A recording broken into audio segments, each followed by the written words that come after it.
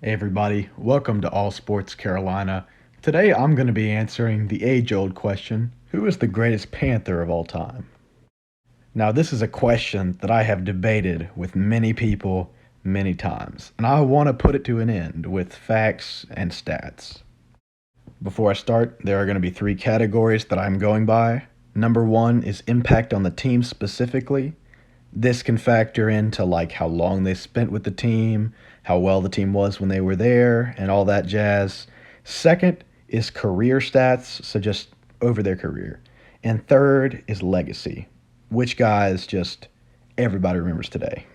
First guy I'm going to talk about is someone that, you have to put on this list. Luke freaking Kuechly. Now, if you're an NFL fan and you haven't been living under a rock for the last 10 years, you know who Luke Kuechly is because he's been terrorizing your running backs. Kuechly was drafted by the Panthers in 2012 and made an immediate impact, winning the Defensive Rookie of the Year.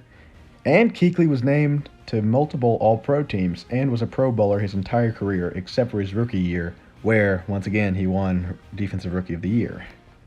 Kuechly was also the NFL Defensive Player of the Year in 2013. Although he is an all-time great Panther and the undisputed, in my eyes at least, undisputed greatest linebacker in the history of our team, you have to put him at the tied for third spot. Just because he had a short career, If he still played, I believe he could truly move up on the list, but gotta tie him for three. The next guy on the list is the most controversial. People move him around. I've seen him at number one, and I've seen him not even on the board. Cam Newton. Now, Cam is the greatest Panthers quarterback of all time. That's undeniable. But you just can't put him at number one or two. Now, every time you talk bad about Cam, you always hear, 2015, 2015. But take out 2015, all right? He made, two other Pro Bowls? Don't get me wrong, 2015 was great. But the rest of his career wasn't good enough to be number one. In my eyes, Cam's biggest factor is legacy and I guess character too. Cam's legacy is going to live on forever as the guy who revolutionized the modern scrambling quarterback. Michael Vick, he was the first guy, but Cam, he revolutionized it. Cam's also got an attitude, and I mean that in the best way possible. Cam, you're not going to shove Cam and get away with it. Although Cam was great, we look at all players from the past as better than they truly were, and you got to tie him for three with Luke. For the number one and two spot, it was neck and neck. I could have settled it with a coin flip, but I decided to settle it with other factors that I'll get into in a second. Coming in at number two, we've got Panthers all-time legend and future Hall of Famer who should have been on the first ballot, Julius Peppers. Just to get it out of the air, if you're talking about full career and not just career with the Panthers, you have to go with Julius Peppers. I actually saw a comment when I was looking for these highlights that pretty much sums it up. Julius Peppers was one of the most dominant players in the league while getting held on every single play. Peppers is born and raised a Carolina boy and actually went to UNC where he played both football and basketball, which is pretty damn cool. Peppers made an immediate impact, winning Defensive Rookie of the Year, and was a multi-time Pro Bowler. The thing that puts Peppers at number two is that he unfortunately left the Panthers to go to the Chicago Bears in 2010 and wouldn't return until the 2017 season.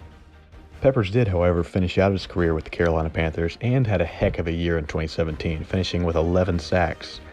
When he was 38 years old, that's impressive. Over his career, he solidified himself as one of the most feared defensive ends in football and is a heck of a player for the number two spot. Coming in at the number one spot, there's a player who doesn't even need an introduction because he speaks for himself. I'm of course talking about LeVar Ball, who was on the Panthers practice squad in 1995. I can't believe he was actually on the Panthers practice squad, but in all seriousness, I'm talking about future Hall of Famer Steve Smith. Steve Smith was drafted by the Panthers in the third round of the 2001 draft and immediately made an impact, becoming an All-Pro as a return specialist. Steve Smith would make 4 other Pro Bowls in his career, including 2 other All-Pros. He also won the 2005 Comeback Player of the Year. In my opinion, Steve Smith's greatest quality was his attitude. Steve is pretty small. You wouldn't think he'd be able to destroy defensive backs, but he can. Look at these plays. He just stiff arms people that are even double his size. One thing that separates Steve from the rest of the pack is his ability and willingness to play the game. Steve had a long career with the Panthers, lasting from 2001 to 2013. But unfortunately, the Panthers released him in 2013, and he went to the Baltimore Ravens to finish out his career.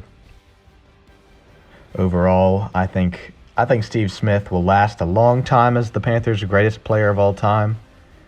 And I think he's going to be a household name for Panthers fans for years to come. Thank you guys for watching. Let me know if you agree or disagree with my picks. Hopefully you agree, but if not, I'll argue with you about it. And if you are a Panthers fan or just a fan of sports, please consider subscribing. Because, I put work in these videos, and also for y'all at 1,000 subscribers, I'm going to be giving away either some Panthers merch or some preseason tickets, so just, why not? It's free, but hey, it's your choice. All right, I'll see y'all in the next one.